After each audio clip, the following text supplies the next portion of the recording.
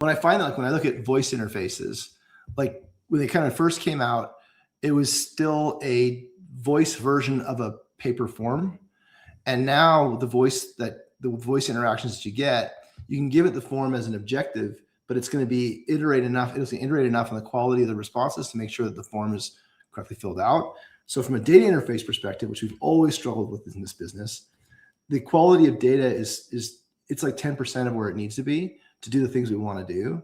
But a voice interface gives a couple things: multi-language kind of out of the box, and then being able to enhance the data as an intake, as an input, so that we can do the things we want to do down the road.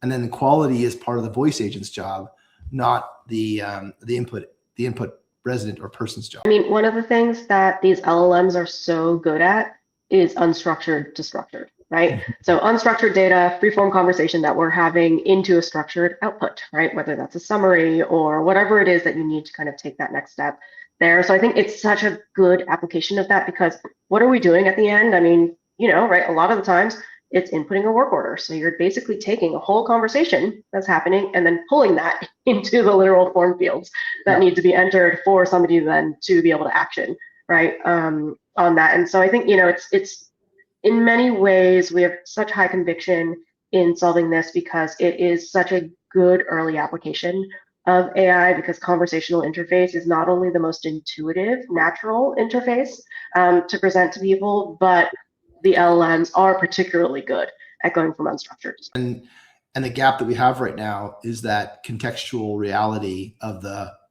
built world or the real world, and having the real world translated into something we can automate and apply AI to, when the weakest link is the person who is the least qualified to enter the data into the system. And when we open up that in a form field for a resident or anybody to enter into, we're making ourselves very vulnerable to the quality of the data that's going in.